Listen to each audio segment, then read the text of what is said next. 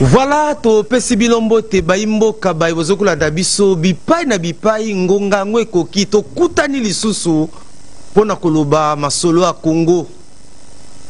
Ndenge na loba katango nyonso pe na kolemba koloba tete nzamba saleki RRT tango alingaki ngana yo to botama ba Congolais. Nzamba saleki RRT tango apesaki biso bomengo oyo ayebaki banguna ya Congo na kimotema mabe na zuwa yango basali kobundisa biso ya pasi pe mawezali ete na bitumba yango ezali na bana mboka o bakoti kati na je wana ya kosopa makila ya bayimboka na ngonga oyo apport ya moko na biso esengeli kozala nini toyebi ete banguna na ngonga oyo ndenge bakino balobaka bazali na kipelekese confusion ekoti bango na bango bazoyeba te match baluki nzambe ya Congo akoti likambo match baluki yango émission ya lelo topesi bino mbote bozali mokili mobimba bozali kolanda biso topesi pe longonya na bakambi nyonso Univers Télévision kobana na PCA na biso Michel Mulumba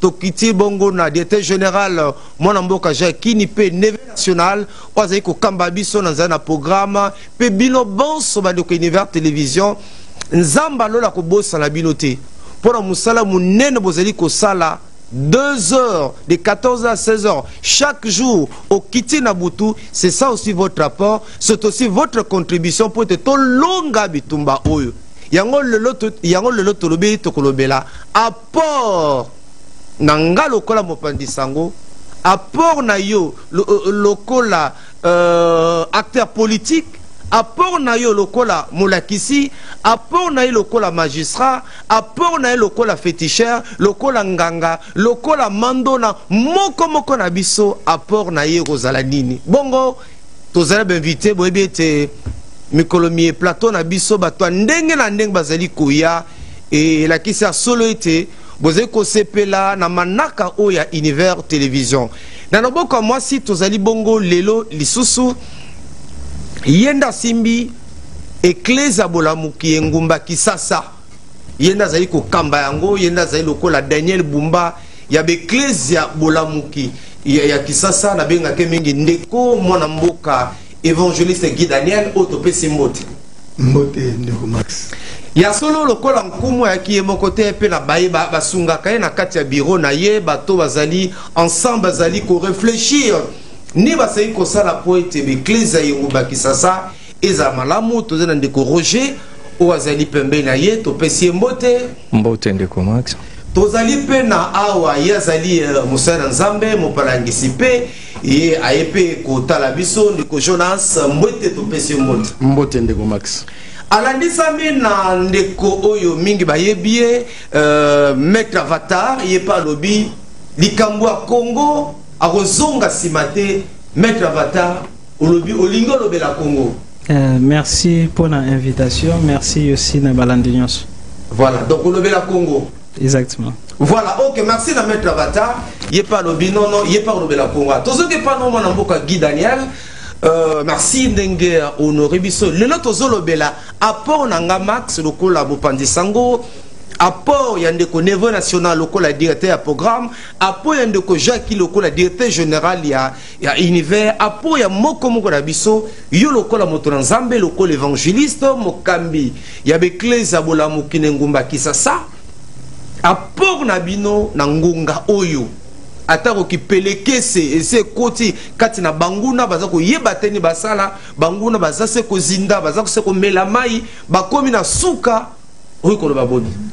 Je crois que au plus déjà réponse na apport na ngai lokola musali ya nzambe tozalaki awa na émission o elekaki na semaine prochaine na ebisaki bino parce que oui semaine passée plutôt na ebisaki bino parce que loba question mo mais tozo bondela to bondel to continuer ka ko bondela finalement ba résultat nini otoki kozwa na kati na ba prière na ebisaki yo na lobi que guerre et gagnamaka na ba front misatu front à libosoza front militaire je crois yangwana élément ouais un front à libosoza front militaire front à mibale eza front diplomatique et puis front ami ça tout ça patriotisme spirituel.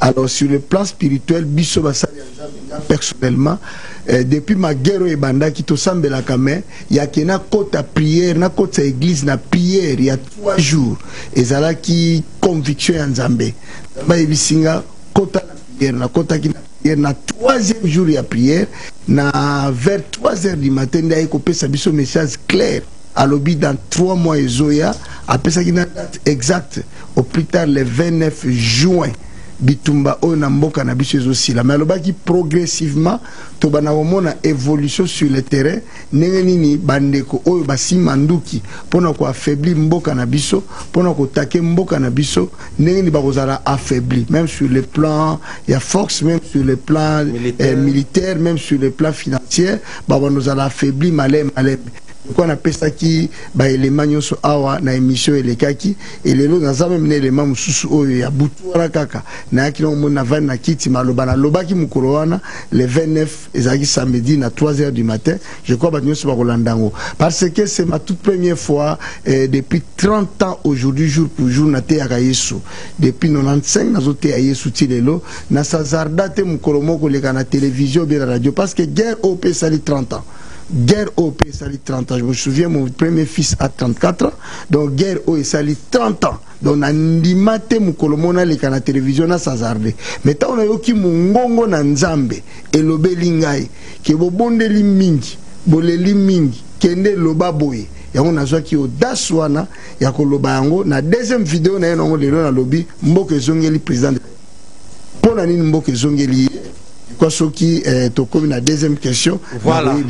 Ya solo tozo koba apport ya moko na biso pona kolonga bitumba oyo zalini toke pa ya mettre avatar na ebite na benga yo nganga mbikudi na benga yo soki nani yo linga ba bengo mingi ni non maître la sika ya enseignant en plus na ba ministère docteur égal à maître yo za la pasteur nazaka chrétien.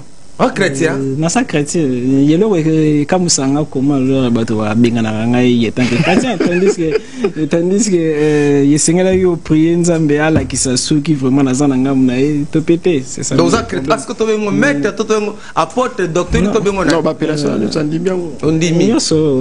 Parce que maître égale à docteur en parole. C'est un peu ça. Voilà, maître avatar. Tozolo bela apport ya moko na biso pona kolonga bitumba oyo obi papa mamo yo sala wana mettre avatar oyo yeba na kati ya Kinshasa to sala nini mettre avatar pona nguna kuna ba sentir que spiritualité à Congo spiritualité na bango zo sala mettre avatar comme tozana 2 heures à l'heure il y a leur parole na bango étape par étape. Okay. Première étape et sengela alors koyeba que non qualité à humaine et à population y koko pousser Nzambe à agir topé à agir te qualité à humaine et à population y koko y envoûter mon konzamboka topé ba ministre pour coagir positivement yo bien leur négativement comment tangu Israël ye comme nyoka mana Égypte ye comme ki na moment moko Nzamba lobi na Moïse na yoki kolela ya ba peuple na ngai quand est-ce qu'alors ayoka ki kolela tango ba mi ali kitisi tango bolingo wana ya posa ya kimia na mboke yaki. Mais biso lelo, est-ce que amour parmi biso vraiment ezali? À un moment où guerre ezali au Salema, Congolais mususa zali na esengo ki province boyeko ya pona nini muluba mutazali au dirigeant parce que ye azali mungala. Division wana en yen wana alors tozanango et envers les autorités et kokyo attirer ba situation négative. Non seulement ça, Papa Max yo kazu batio directeur na chaîne ceux qui batio so bazawa balobi ke yo ko réussir te ceux qui spiritualité na yo yezali avancer te makanti na bango ye ko influencer cerveau na yo et yo pe automatiquement na subconscient na yo ko banda ko agir négativement alors on a bon souvent les gars naï baté que na TV comme ça na concentré. Alors souvent alors yoko bandaga coagir négativement parce que makanisa batu et influence ça. Yo mona na États-Unis quel que soit bazali na ba problème grave ba le bar toujours que États-Unis gagnaka. Mais biso l'érosion ya pamba katani motor le bakeno mboko yo yeko bonga les sous-souté. Alors que na livre ya Jacques mokomi alobi ete nyonso ezali na pouvoir a lolemo eloka muke yekoki otumba zamba yosi longtemps chaque jour biso moko tokomodire bakonzi tokomodire pays na biso koma nzambe akozwa kana biso na sérieux nzambe ayajisaka côté oyo synchronité ya makanisi efandi parce que Jésus alobi côté moko mibale misatu basangani nazali na kati na bango mais basangani na kati ya division alors te Congo ezali na combien ya ba ethnie plus de 450 ethnies mais 450 ethnies wana yodela leur ya nyoso wana service moko te ya renseignement ni même ya la police ni même ya armée ni même civil yezali na département ya ko garder ba puissance mystique à chaque ethnie. Regardez, pardon, ok, le qu'on a bien été. Puissance mystique à chaque ethnie pour nous aller étudier yango.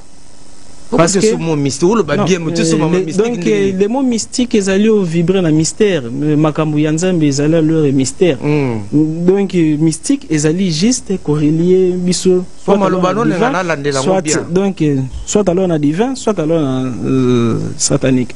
Parce que imaginez yezali na bakoko bazaki na ba formule ya ko koma ba lion religion tangoye et le bikenyo so nezali kindoki tandis que Jésus moko bazuye pona ko boka na ngomba la Bible dit ya dusoli na kati na bango Israël ya koti na guerre contre alors ba peuple ebele yezali alors na ba situation oyo mabanga ebundela Israël moi ebundela Israël mais biso bokoko na biso ba service na biso yezali na du mal ya ko créer département oyo bako ya batuni pasteur Roger un village na bino yezaka na formule ote na village na biso formule na biso ezali ya ko komisa village Zamba koko na bino pesa biso formule wana to bomba na service à renseignement parce que jour oyo tozaka na guerre contre Rwanda nini tokoko bokela bango ba lembasu ba arme biologique parce que essayeli non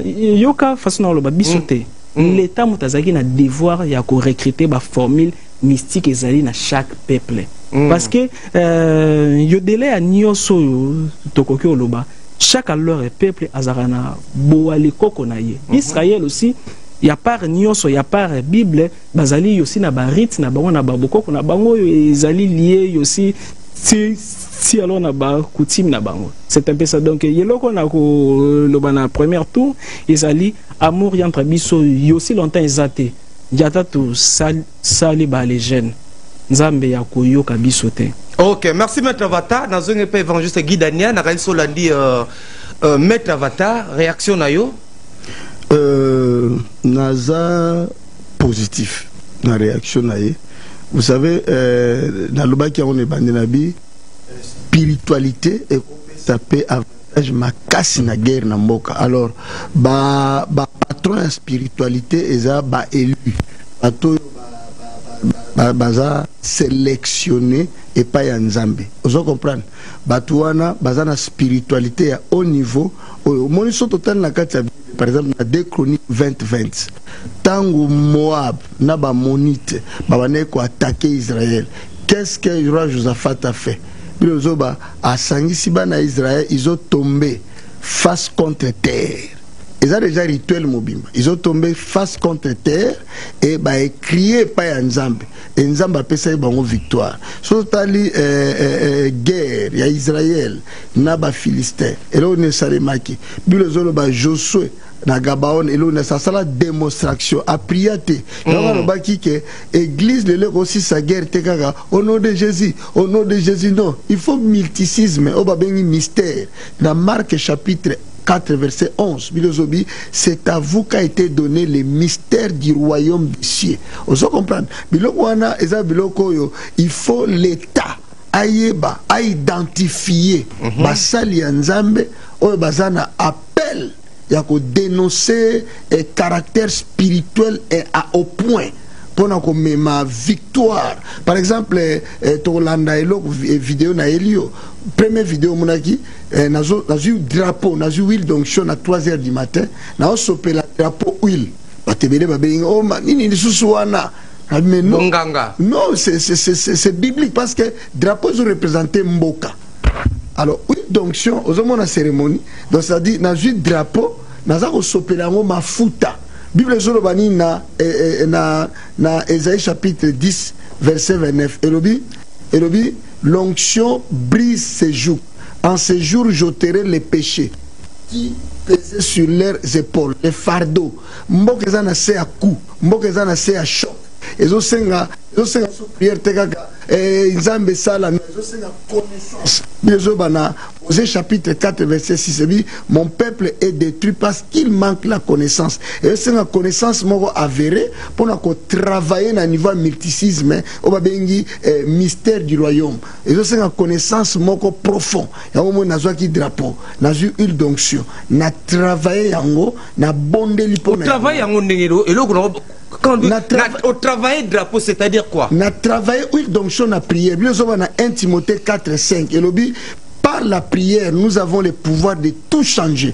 Par la prière et par la parole de Dieu. C'est-à-dire, la parole de Dieu est capable de tout. Jean chapitre 1, verset 2 à 3, la parole a tout créé. C'est la parole qui a tout créé. Quand Dieu recommanda Moïse pour l'utilisation de l'huile d'onction, dans Exode 29, Exode 30, vous oindrez toutes les extensules. Vous oindrez toutes les extensules du temple. Vous oindrez toutes les extensules du temple. Mais surtout, comme il y a un niveau de Mboka, tous en a droit à utiliser la sagesse nzambe apesi biso parce que puis les bango na kati na makila Yesu sagesse est na 3e position selon Apocalypse chapitre 5 Bilozolo bango na verset 12 abi il criait d'une voix forte l'agneau qui a été immolé est digne de recevoir la loi la puissance la richesse et la sagesse c'est-à-dire na kati na makambo na nzambe spiritualité ezo senga sagesse ya makasi donc niveau oyo mboke komi nango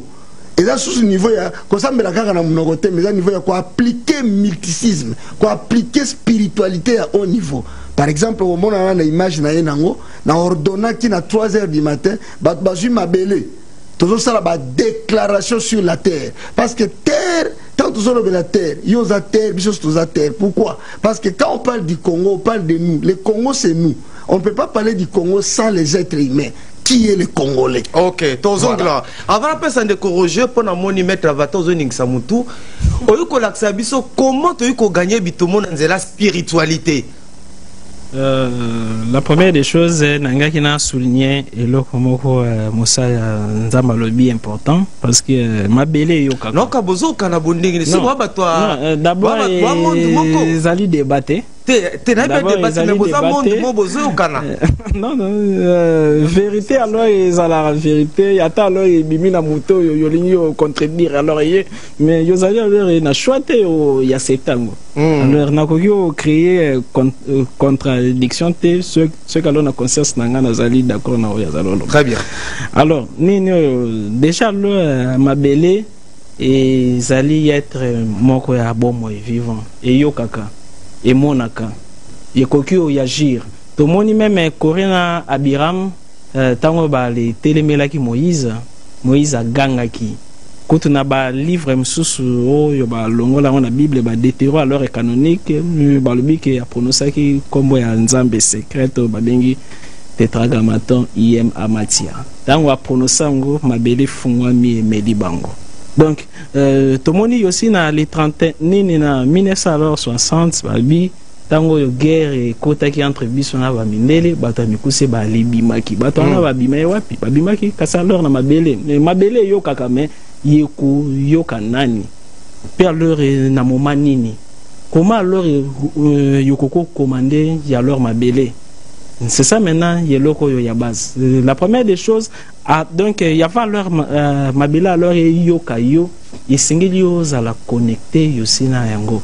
Mais biso moko. Comment vous allez connecter na yango? Alors nazalo kende. C'est quoi biso moko? Comment alors Mabila to aller prêter kango? Parce que peut-être côté wana ndé toko kabona na ba salanzambe pona wana lona ko kota makamsus. Alors la première des choses, contact à leur Mabele, respect nango d'abord na mboka, force à payer zanine. Et ils ont d'abord les cimetières. Ce qui cimetière à mboka ezali désordre. Comportement la population paye comme un désordre. Yezali na motumoko komo na etobi akenda kaka na Israël abongisa tombo ya ba ancêtre na ye nzambe ya tindeli ya archange Raphaël akoma master na ye juste parce que abongisi ba tombo ya ba ancêtre na ye mais biso ba les cimetières yekomi ba place oyo des fois bakoki ba bukengo yata norme zate bazu batongi ba biloko ya ba libanais. Bah, les cimetières, il y a comme bah isika ya ba profanation, na ba yotel.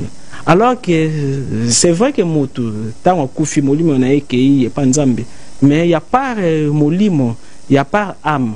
Comportement nyoso ya moto ya mabe, tope ya malamu et tikala wana ba benga kango ba partie na vampire positive, tope négative. Ceux qui alors ba partie na vampire tikali wana satanique akoki aye a koti na contact na leur emoli mo moto ekufi vampire na ye asali mabe mosala nzambe pe wo alors azali alors na connaissance diakoki aye a tirer pe onction na kati ya vibration ya muku wa moto ano akufaki to moni yango na Moïse akufi question zali pona nini Satana Michael babanda ko welela mikuwa na ye. C'est parce que moto ya kufi akendaka leur nyoso te. Alors soki bolingyo longola mikuwa nyoso nenyo cimetière na leur place et sengeli au salaba rituel ya ko kangaba am wana. Soki alors ba am wana ezali fermeté. Ba am wana moto bako kota na cerveau ba konzi. Mukonzi azali na mbongo me akomi moibi. Nene ba malheur wana moto bako kota na kati ya bazemi bako kota yosi na kati ya ba jeunesse donc jeune pona désordre ebima siko pona kwa les zongisa ordre. La première des choses papa Max yebaka que non côté nyoso full eza ekomaka aéroport ya ba force bimal comme donc combien alors ya ba full ezali na ba carrefour yezali au facilité ennemi na biso a lancé envoûtement parce que guerre yekoko banana moité soki bandina on a butute mais soki Congo na biso ezali na ba madofolo la c'est ba tout et ezala leur na ba tout il y avait Rwanda y attaqué biso physiquement bazana ba rituel banganga na ba sala mais biso est-ce que ezali vraiment là na comité ya banganga mystique yo leur serré yo bakoki protéger biso na plan énergétique. C'est ça. Tozongela nino wana na moni évangéliste Jonas aza koningisa mutu apport ya moko na biso na pona tolonga bitumba oyo wana ezali thème na biso ba numéro ya wana komela biso ko benga biso te tozali en direct na Univers Télévision partout vous allez à travers le monde vous allez en direct tuna mutuna na yo tina message to tanga yango. Alors évangéliste Jonas to pesio maloba. Merci Ndeko Max pour la malobo tozu awa. Je pense que apport dans le secteur na biso la communicateur chrétien na yoki papa évangéliste déjà on est d'accord par rapport à la vision tant qu'homme de Dieu on nzamba pesi mukumba les premières mains to ba ko accompagner en gros pour tenir parce que nazomona siko que awa baza même esprit tant bazolo balokola ba spiritus pour bazo exprimer. De notre côté, tant que communicateur, papa Max, n'a pas de bolanda biso, bon dimisama que la guerre ne se gagne pas seulement na ba arme, topé, na ba secteur moko songolo na songolo, mais la guerre se gagne aussi par la communication. Et vous allez comprendre que sur aucun niveau européen entre Ukraine et Russie, au moins que guerre zako bundama, chacun faisait de son côté ba image moko pour faire pression à l'adversaire, azo déjà charge l'esprit, ay ba na bundana batu ba armes sophistiquées et quand ça peut déjà crise. Or, ce que je peux communiquer de notre côté pour réussir cette dimension à combat à guerre, la population congolaise, les communicateurs, ne faut jamais s'exposer à l'image de sokozo. To na ba information sur kokoya. À chaque information, il faut ozo ngonga ya koyeba yambo ya koyeba ko publier yango. Il faut d'abord vérifier yango ozo réellement, ozo certifier réellement information wana. Sinon, toko risqué okomona ngo na mikoeleki awa secteur bandeko bazo bundisa mboka lelo ba utiliser ki pe ba communicateur moko boye ba oboka ba image qui to comme na tel to comme na tel dans tel jour to comme na place tel. Donc aujourd'hui peuple congolais en général au besoin d'abisso et les kino en particulier, il est nécessaire lorsque vous avez une image mon songolo mutu moazo loba azo kumisa à diversité boeba déjà que ils ont stratégie à travail au bazo affaiblir bamboko nanu bakotité to ba terreau na bazuité ba déjà ko lâcher par rapport à l'influence wana. La raison pour laquelle à tous les Kinois et aux Congolais en général yakoyeba n'est pas ko croyaka na information nyonso topé ko publier kambala moko surtout biso bato tozana ba secteur ya internet tozaka o logoti gotoyo au talent ngo to vérifier te mbala moko zui yo po bwa ki côté kuna. Donc il est nécessaire ya ko contrôler la communication et biso pe ba communicateur congolais toyeba ko travailler pour na ko apaiser population au lieu à ko la musaka population na frustration na niveau état de suite par rapport à message à tangi pour lelo TV ko l'accès courir cause rater mais téléphone ya mutu et ko peut ces informations plus rapide que télévision parce que télévision c'est la programme mais téléphone est dans la programme était 6h et côté 7h30 nous un message moussous alors to rebondir na bande copé au besoin dans secteur spirituel au la papa Guy Daniel na musalo bozo sala bo communiquer malamu pour assurer la population ya ko croire que en dehors ya nyonso la spiritualité peut donner le succès parce que ce qui est à d'esprit apaisé ils allons donner proverbe lobby ce qui molimo amutuza kimia ata ce qui nzoto zobela a la mesure ko kumba nzoto na mais ce molimo ne c'est quoi en tout cas à côté de nzoto te et maître Avatar nous vous accompagnons aussi dans l'esprit à travailler aussi de votre secteur pour communiquer, donner la force à la jeunesse congolaise, va comprendre que attitude n'est mettre à lobby, esprit wana, donc attitude l'esprit mobimba. Autre cause en ango, la tranquillité de savoir ce que nous avons réussi comme l'esprit et qu'on peut s'absorber victoire na guerre wana. Merci beaucoup. Voilà, ndeko Roger, bomeminga na mwini loto ko mambo mingi tozala bitumba, kastolobe était déjà bangona bakomi lembele. Et on a un qui le tolobela apport ya moko moko na biso mais je me rends compte que les lots débé za likolo ko makambo ya molimo makambo penza ya molimo makambo ya spiritualité makambo ya kibunganga boni boy na nzana kibunganga ndeko Roger de ko gagner bitombo bunganga ngala tie bunganga na question on a à cœur parce que toza basali na Nzambe. On est des serviteurs de Dieu. Et on a apporté précision dans la spiritualité au Tozol, c'est très important. Parce que lorsque Moïse a délivré le peuple d'Israël, a la spiritualité. Mais tant que na jamna jambresse, au bazaki va magicien pharaon, a la spiritualité moko opposée. Mais il fallait démontrer la suprématie. Et on a remarqué que verge à Moïse et à Valaki, banyoka, donc ça dit verge à jamna jambresse. Ici, toujours il y a une spiritualité élevée. Et moi, je suis très content parce que au-delà de la chefferie Nabiso, au-delà de la coutume Nabiso, le président de la République a consacré ces pays à Jésus-Christ. Il a déclaré que ces pays étaient un pays qui est consacré à Dieu. Et vous aurez remarqué que quand nous parlons de Dieu, nous considérons Dieu comme étant un être suprême. Nous avons exemple, par exemple, il y a Jonas. Jonas a un navire, mbongeye, batunyo surtout baza agité parce que bazokufa et tout le monde prie son Dieu. Parce que tant liou ezoya, tant on menace ezoya, tout le monde est censé prier. On n'interdit pas bande ko ba confession mususu babondela, on n'interdit pas banganga babondela, on n'interdit pas bambikudi babondela. Mais le problème n'était pas résolu par rapport à ces prières-là, parce qu'il y avait quelqu'un qui était un hébreu, qui était la cause du problème. Nangi Tolobela Awa, spiritualité est important. C'est pour dire ceci, c'est pour dire que lorsque Christ aille, si nous intervenons ici en tant que serviteurs de Dieu, nous intervenons pour apporter un soutien spirituel par rapport à une orientation que l'Éternel donne dans la prière pour vaincre nos ennemis. Nous, les pasteurs, nous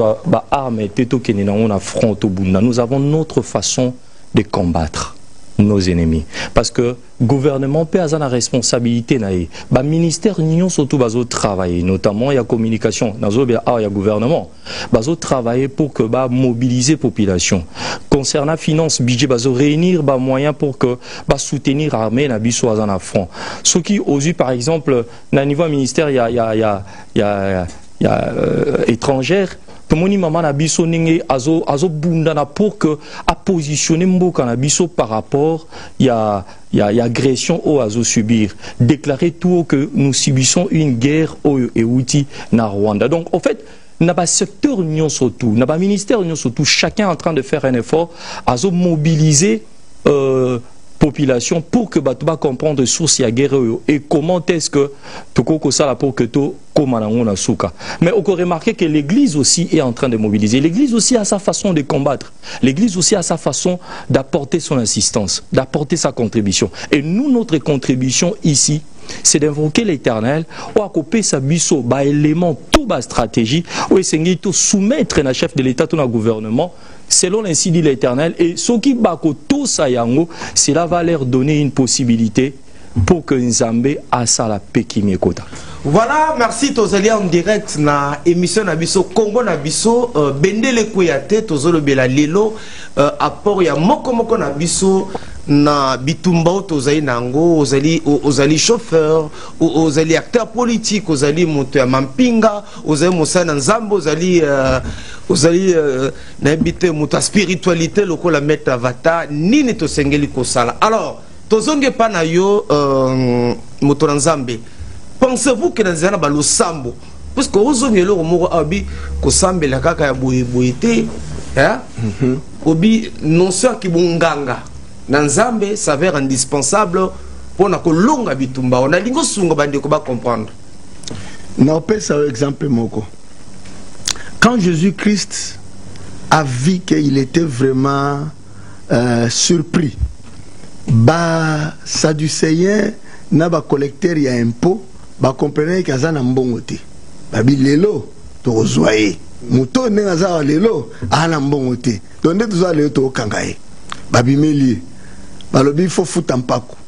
Et tant que grand maître ala comprenant qui pensait na bango abi que bato ba surprendre ngande na za na l'arte. Ah Pierre, est-ce que nous avons un bon Pierre Pabine, ta papa maître ngawa, hello la hello voté. Pour l'examen dit pour spiritualité ça a la limite. Selon Jean chapitre 3, verset 31 et 34, Bilobi, celui que Dieu a appelé, il met à lui un esprit. Il met à lui deux choses, la parole et un esprit. Quel esprit? Il a dit l'esprit supérieur. Pourquoi? Parce que tout maître, tout leader, chaque personne a un esprit. Moussa a un esprit à maladie, Moussa a un esprit à envoûtement, Moussa a un esprit à kindumba, Moussa a un esprit à... Si vous avez kambabatu, il faut un esprit supérieur. Il y a un moment où il y a un leadership. Et tant que Nganga ya Nzambe, il faut un esprit supérieur. La Bible dit, nous sommes les faiseurs du roi. La Bible dit, Dieu prend ce qu'est un homme de Dieu. Dans Ésaïe 44, verset 26, je suis derrière la parole de mon oint et j'accomplis les prédits. Prédits, c'est un prédit, c'est quelque chose qui n'a pas encore été fait, mais quand un maître a dit ça, ça s'accomplit. Vous voyez, tout dans la Bible, il y a sorti Pierre Abi, Kende na Maiwana, Boakandobo, Bimisa Mbisi. Tant au fond, on a Mbisi. Bimisa mbongo mibale futa pa ko moko ya yo moko ya ngezani la spiritualité. Parce que quand on parle de la spiritualité on doit bien moni magie na bango bakisi na bango non eza manque connaissance eza na niveau moko soko monique mboka zo kende boye soto yeux élément wana oyo na tinde batu basambela mabele. Pourquoi na tinde batu basambela mabele? Parce que na kati ya Bible soto tire yango wana zomona na tinde batu basambela mabele na komi kuna prière de la RDC, la terre est libérée. Donc batu tout bazu ba mabele ezaki ezaki 3 heures du matin.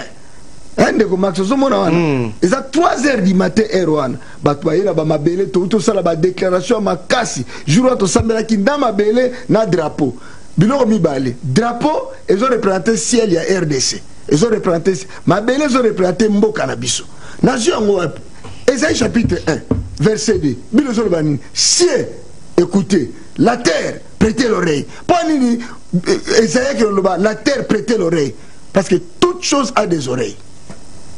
Dans le monde de la spiritualité, toute chose a des oreilles. Jamais. Surprendre. Parce que, en d'autres termes, dans la spiritualité, moi j'ai été empoisonné 7 fois. On m'a empoisonné à Goma en 2014.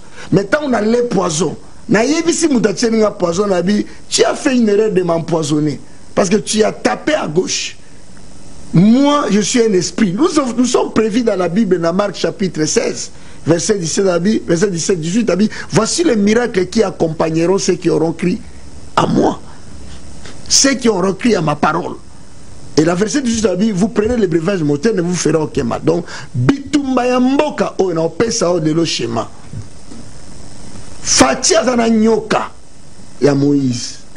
Tant guerre et bandit, Fatia zaki yemo contre toute la communauté internationale. Rwanda zalaki na appui à monde entier. Mais Fatia zalaki yemo kona serpent. Azaki na nzambe.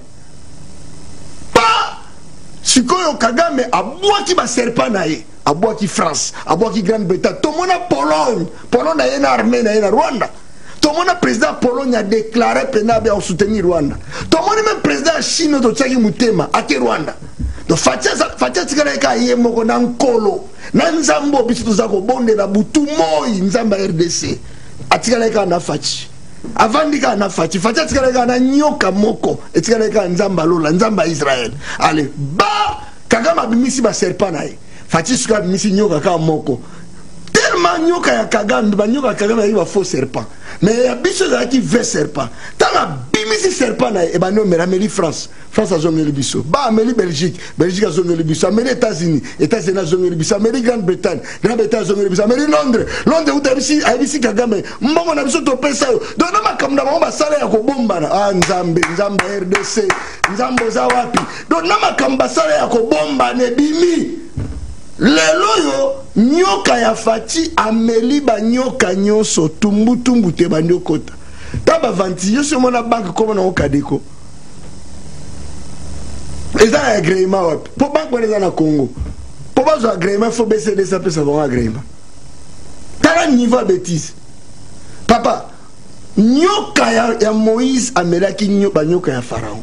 Lelo tozo kende na fazo tozo kende nango na bandeli koloba suke Tozana Souka le 29 juin, RDC nous a récupéré Mobimba parce que le chef de l'État, il est là pas pour les hommes, il est là pour Dieu et il a une mission accomplie dans cette terre congolaise parce que Dieu l'a établi. Voilà motif oyo biso ngai personnellement na zui fardo wana tozwa fardo wana église ya kolela ko bonde la butu moi mabele pai ba drapeau ko se awana minute oyo to lancer grande campagne d'évangélisation prière pour la nation le 1er mai na Tchangu na terrain municipal ya Tchangu le 1er mai oyi panto Tchangu na Tchangu. Voilà, merci Tozoko ba mettre avatar. Pasteur Alobi Azimaya, atie mabele. C'est ça Bonganga? Chaque acte émettra monde ba esprit en mouvement. Chaque acte dès qu'alors yoyebi eloko zali au sala mystique nde banda wana. Mystique e banda tango yebi ki eloko nazo sala.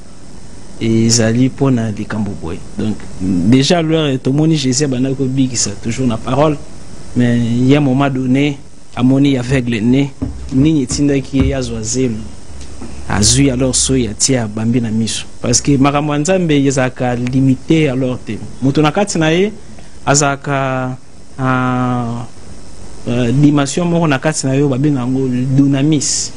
Dunamis se développaka yokazo zala leur concentré yokazo koka bakoki bakale awa masasi bando beta lo masasi koka ya sauter mire ni nyango esoti sérieux ya leur mire ezali capacité wana leur dunamis.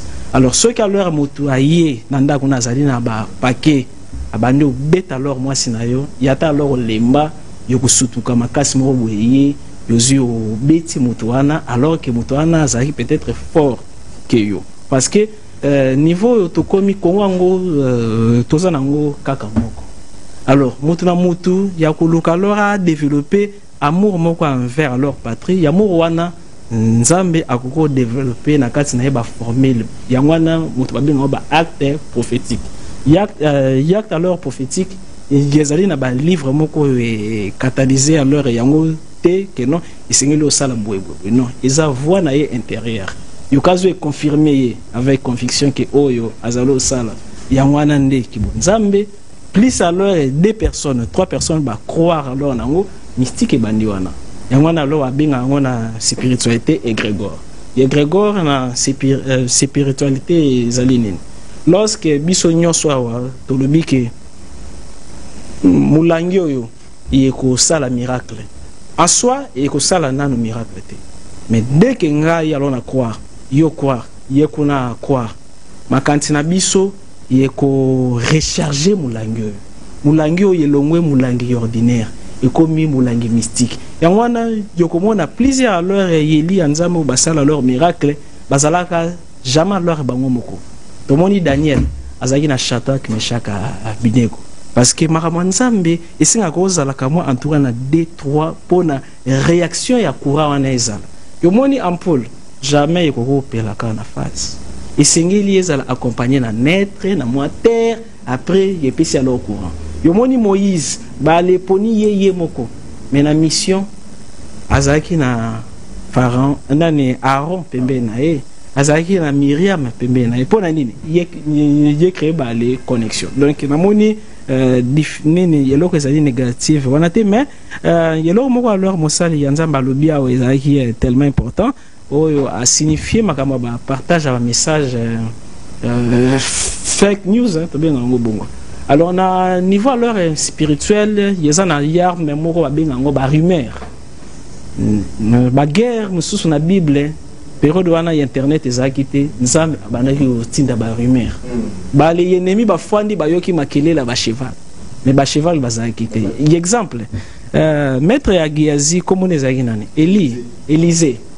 Élysée pendant que banguna balingi oya alors okangaye alobi na Giazi tala kuna yomoni ba oyo bazana biso baza plus que ba oyo bazana bango yazu ya enlever l'équipe ba rebelle amemi bango ti ye pa ya roi le utiliser kinini rumeur utiliser kinini illusion. Alors l'ennemi avant de nous détruire yo la première des choses il y a qu'à faire croire yo que non yo zali faible il y a alors diable il y a avant de nous détruire alors biso il y a qu'à lemisa na nous niveau no ya mental meilleur alors boxeur ba go bete na fazer na nzela parce que fazer on a le bi que papa na ye ezalaki foreman.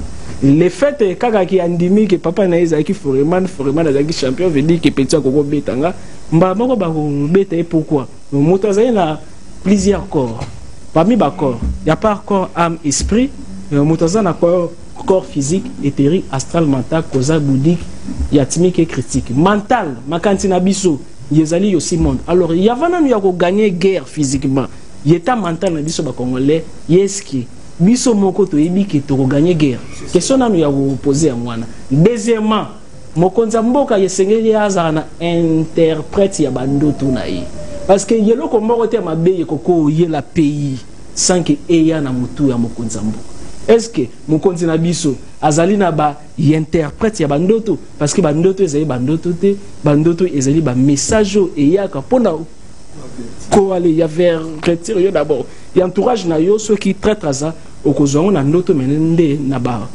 forme codée est-ce que ba condition na nyo ces aka réunis ezali question ya liboso et sengeli alors ya quoi poser deuxième alors chose et sengeli aussi alors peut-être consultation nationale niveau alors métaphysique et salima et sengeli qui peut-être il y a part parce que na Congo tonton alors Mars tozana groupe il y a confession ya ba pasteur ezali ya ba catholique ezali tout mais il sengeli qui eloko moko il communiqué conseil national ya baome spirituel nakata conseil wana sénacle yikoki ofanda ngai nakokoza libre ya koloba ba formule nga mosala nzambe azape libre mosala nzambe azali libre musulman yazali alors libre biso nyoso tokoko tsaka ba formule wana alors na mesa président asali choix nini et c'est ba formule formule tidini oyebi ke yazali alors na ba formule ya ko faire vibrer alors Mike mayo kaka comme poison ya ba rebelle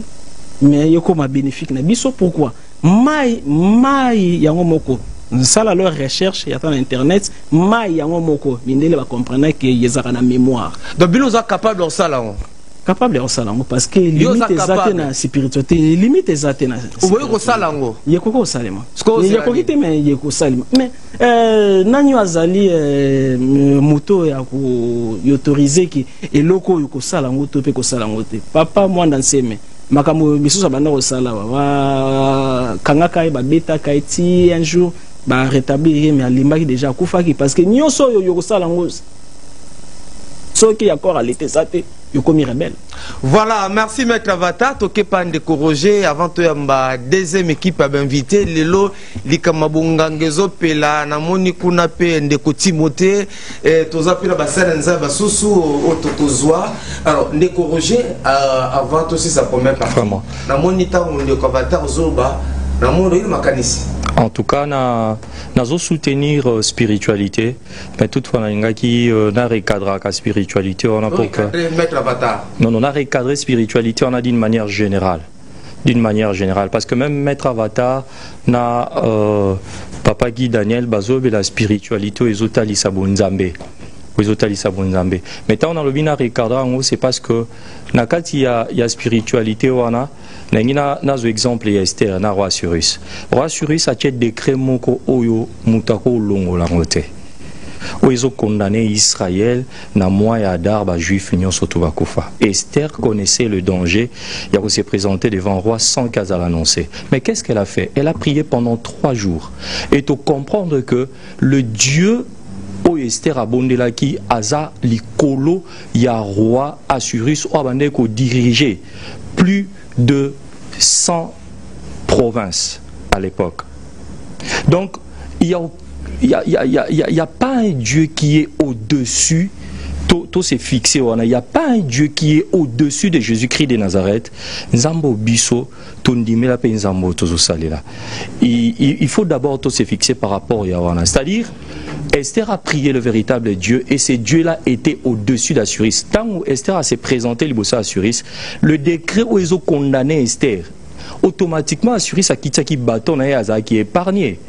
Et beaucoup remarqué, même à Tabasina qui liwa juif, mais na Mouawana, le juif se prépara qui pour la bitumba. Et lorsque cette période était passée, même bateau bazaki tout autour y a juifs ont voulu se convertir en juifs parce que mona qui comment est-ce que leur Dieu les a délivrés.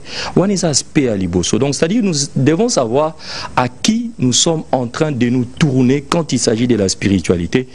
Nani oyo, quel est le Dieu là qui est censé nous défendre et nous protéger.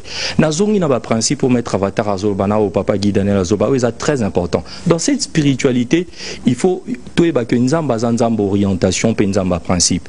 Wana tobo sanyangote. Et la manière d'agir de Dieu, ce n'est pas la manière d'agir des hommes. Il faudrait que ndenge tolobi awa peut-être basel nzambe na batumususu. J'invite tous les chefs spirituels, peut-être avec les hommes de Dieu, bakutana, babondela et ensemble tokotala ndenge ni nzamba opes orientation. Si Dieu a réellement Dieu, il va se manifester et à définir na ngambu nini oyazali sans que tout se tiraille. Na ngina clôturer papa, pardon, une seconde. Oyebi pour que Jéricho est vraiment barricadé. Ezalaki mur moko oyo ezalaki infranchissable. Pour n'ababitant Jéricho, pour n'ababitant Jéricho, en tout cas pour n'abango ezalaki assurance na garantie. On peut dire ceci. Soyons réalistes. Et là, on a rabaisser la communauté internationale, qu'on ramener jusqu'à ce que le loba change d'opinion. Qu'est-ce que la RDC a fait? Armes chimiques tout utilisé.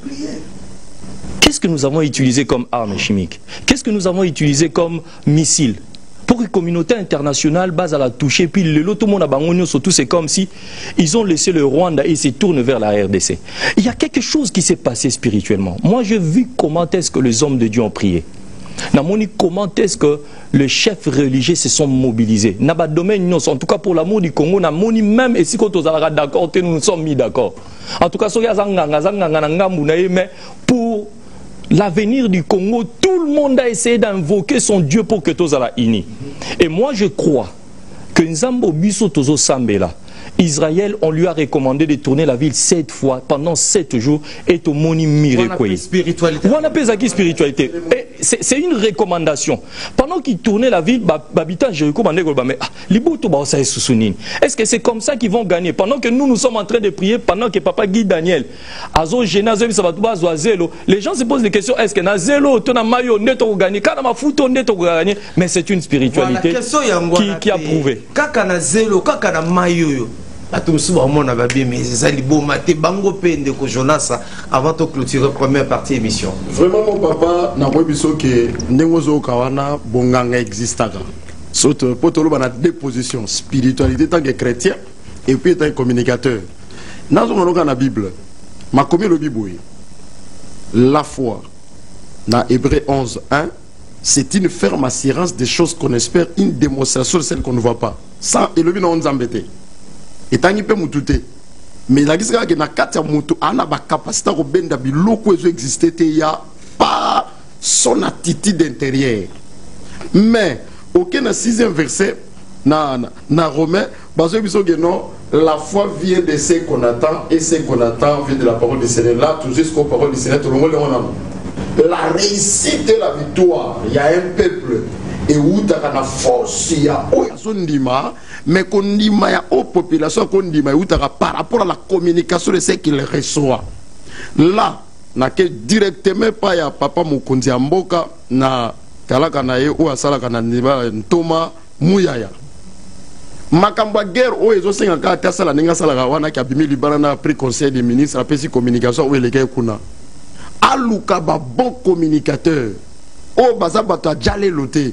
Oya koko longola mutu na likansela muka na ona tongo apesi likanisi oya koza nango pona mboka ndio komona ke bitumbe kosuka na bato ba recruter te mais kotitira maman si ali minzo to ma se ba koza libanga abamba rebela kwea pour gagner terrain parce que cette communication nourrit l'esprit na ye donc c'est tellement important ndé yango moni na ngambu ya papa gouverneur ya bakamotale be église ya mboka lokola zo kenda les premières na terrain municipal à Masina izo senga pe na ye azwa mwangunga lokola gouverneur na ba église bazo la wana ninga lobaki la fois passée que ba église était à patriotisme na ba chapitre muso ba thème muso ba dimanche azwa makoki ya komi lobela la population makambo nzamba soroli na ye po makambo les premiers wana elongwa likambo ya ye na bato ndambo yazo benga me koma ya Congo mobimba na mettre avatara koya.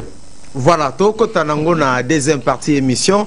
Alors tolanda topé moment muke tolanda luyembo oyo bongo toyeba ko continuer émission na biso Congo na biso bendele koyate.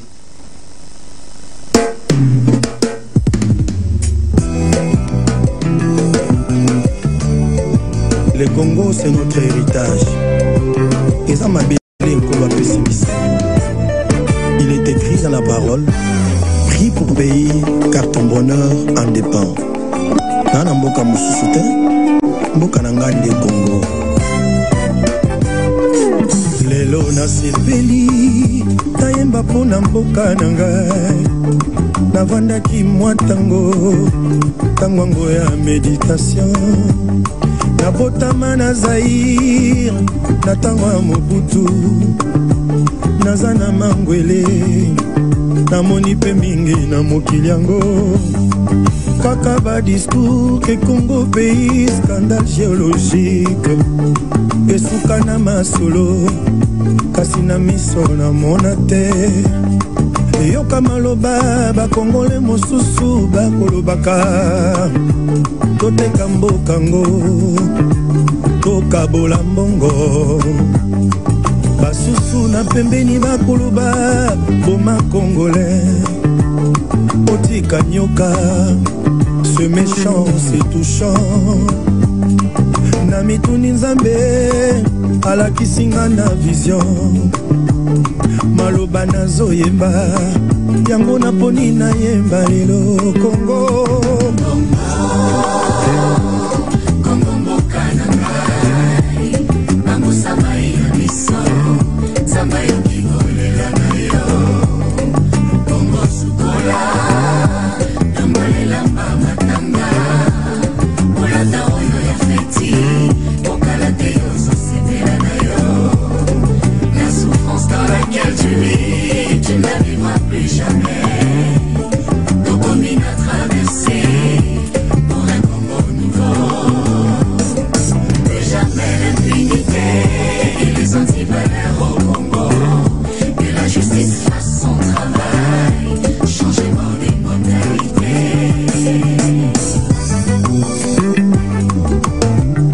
Zambe soki asimbi eloko basini ya kitoko emonanaka c'est vrai ata bakonzi bayaki zomi na nsima elingaki esimba te po ete Mobutu alobaka après lui c'est le déluge oyoka maloba alobaka na ntango na ye yoka maloba oyo. Nous devons marcher à fond, même conclure des accords avec le diable, bien à fond. Plus loin, akei kokata ba relation na biso na Israël. Oh bana Israël, bazali bana ya Abraham. Bazana promesse, Dieu a dit c'est lui qui te maudira, je le maudirai. Tala esika to dindaka lisusu na libulu ya molili. Nzamba balolaki mokongo na Congo pasi ekomaki makasi yango nyonso tozali kosala bandeko na ngai ezosimba te. C'est pourquoi, en vertu des prérogatives que me confère l'article 24 de la Constitution de la République du Zaïre, j'annonce à la face du monde la rupture des relations diplomatiques avec Israël.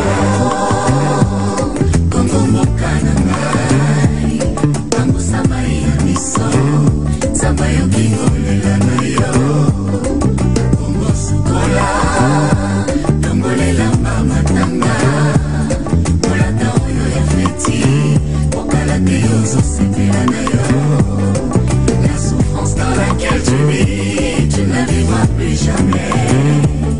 Ton commune a traversé pour un Congo nouveau. Hey, makambo yo nazoyemba ya solo nano na monate ngai uta na botama nayoka nano makambo boye te nayoka kilokola bakake ezobeta posa ya kobondela nayoki posa ya kolela koseke komaki ya joie koyoka mokonzi ya mboka aloba makambo boye somo toyoka oyo. Moi, Félix Antoine Tshisekedi Tshilombo, président de la République, je désire solennellement en ce jour la République démocratique du Congo entre tes mains, ô éternel notre Dieu. Je recommande et soumets ma nation tout entière à ton autorité suprême. Assis-toi sur le trône de ce pays et règne en maître absolu. Sois le roi du Congo. N'est-ce pas ça c'est bon bandeko na ngai? Tango na moni justice mboka na ngai etelemi. Na moni présence en Nzambe car la justice élève une nation. esika justice ezali ye esika yesu avandi lokola nzambe afungoli hey, nani akoki mpe kokanga yango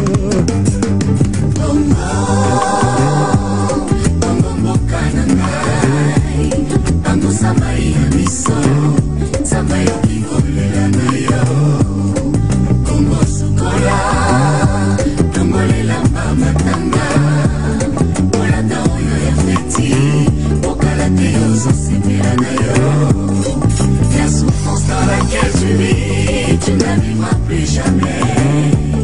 Ton commune a traversé pour un Congo nouveau. Plus jamais l'impunité et les antivaleurs au Congo. Que la justice fasse son travail, changement de mentalité. libabe nyonso ezalaki na Congo nzambe alongoli yango kaka serment esalamaki na stade nzambe azwaki acte makambo faci koba seko koba na émission na biso Congo na biso ba message eza tellement ebeto bibo benga te tozala en direct komela biso etokoyeba kotanga message na yo soit motuno ozali nango na bainvité tozala na plateau tozali à chaque jour de 14h à 16h pour na kolobela na o etali Congo tolingi Congo mingi nga lingaka Congo toana mboka mususu te posa na biso ezali ete na nzala émission oto ba temps de l'émission oyo komema éveil patriotique olinga mboka na yo oteka mboka na yo te olinga bakonzi na yo otosa bakonzi nzamba pesi biso yango olinga pe mampinga na biso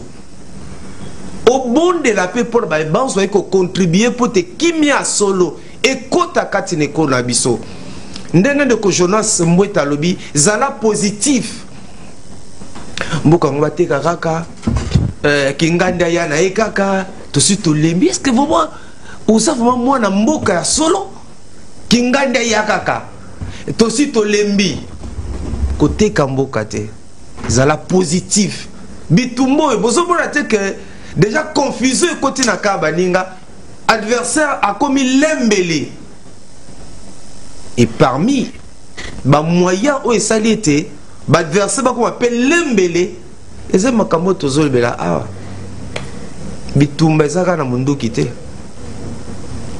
bitumba biso batoto ndimaka ke nzakumba zali tozolika pe tozokwa ete diplomatie ou bakise les doses ya kibonzambe et créer la confusion tala confusion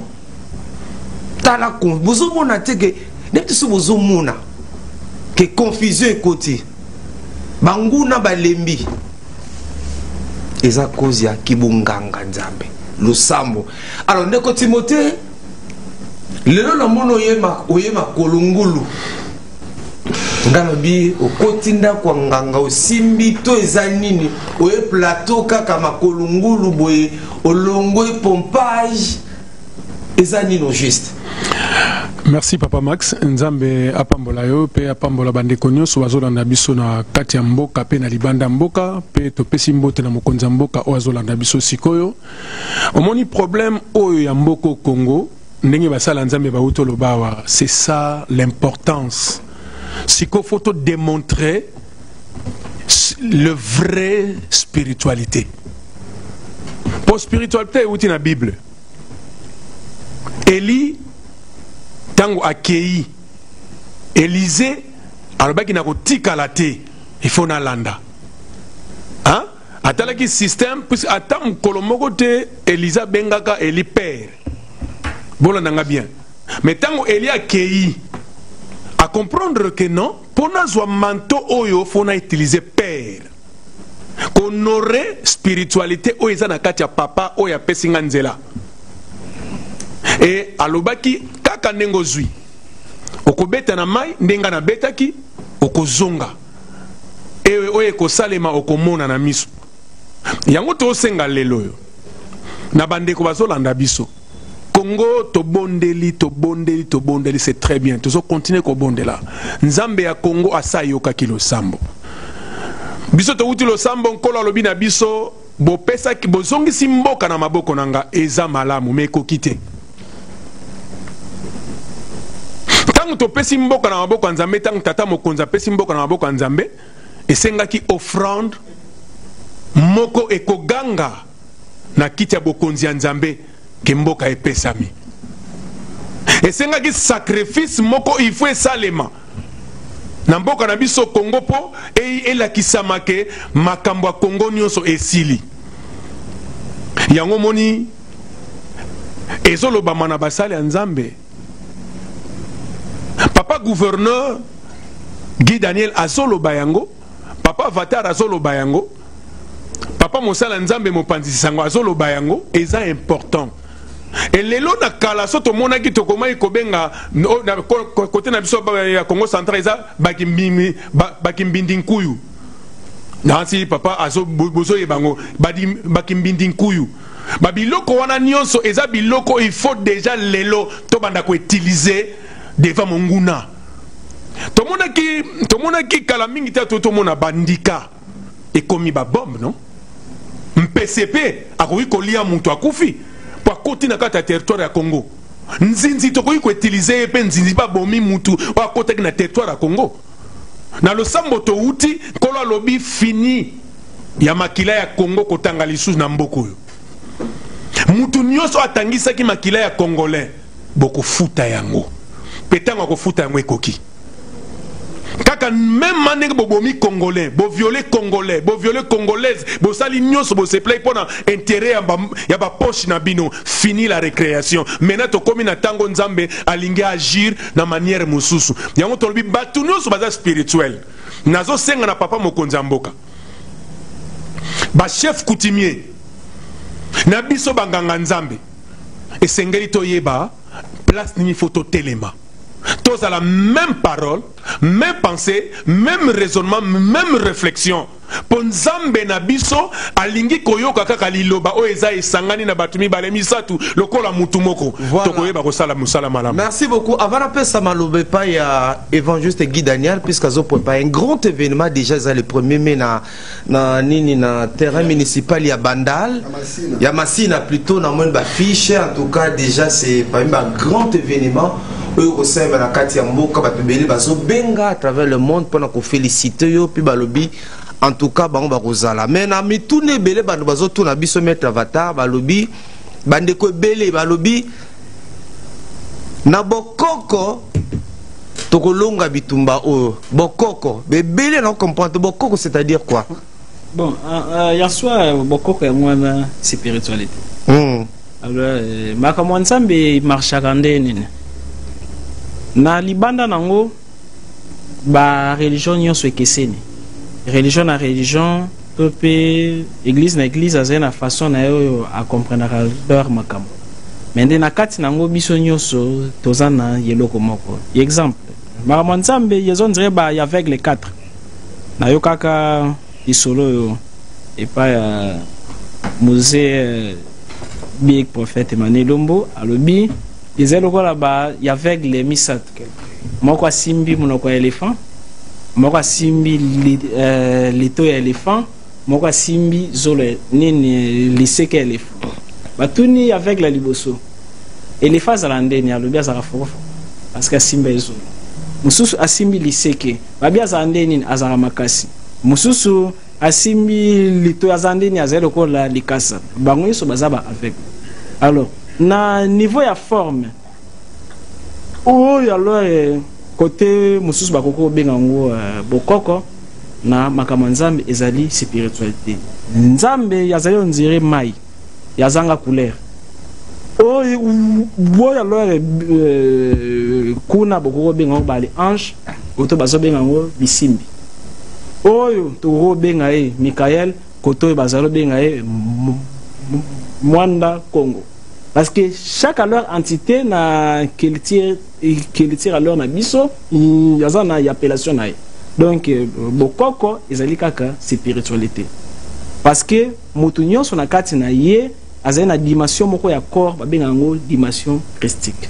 Donc mutu oyo asambelaka na église alors bokoko yokazo asalaka alors malamu azali aussi chrétien parce que nzambe ya kosambisa biso par rapport ya ba religion na biso mais par rapport ya ba yact na biso question moko toujours na mitunaka moto abotami période oyo islam ezalaki te christianisme ezalaki te akufi nzambe ya kosambisa ndenge nini misusu ba doctrinaire balobaki non Jésus akendaki olibere bango misusu alors bakolobaki non nzambe asambisaka na ba neno moral mabe na yo déjà malamu na yo dès que alors obotami oyebi nini ezali malamu nini ezala bar mabe donc mpona nga bokoko yango wana spiritualité mais bokoko yango ekabwana la même chose spiritualité satanique eza spiritualité ya nzambe aussi eza bokoko ya nzambe eza bokoko satanique yosi ezali na ba village na biso babanaki okomisa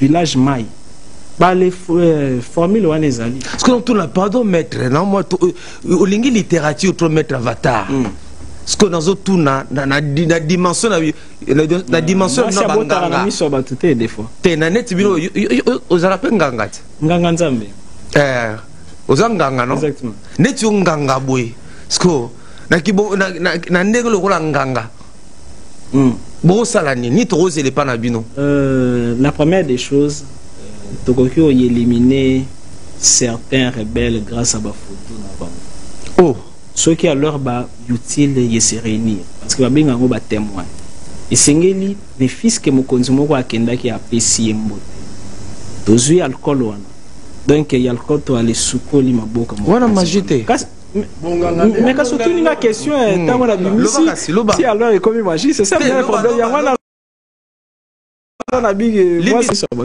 le va mettre batali misa yo kazo boti na misa ba mususu ba ko makriye donc batusu ba ça no parole.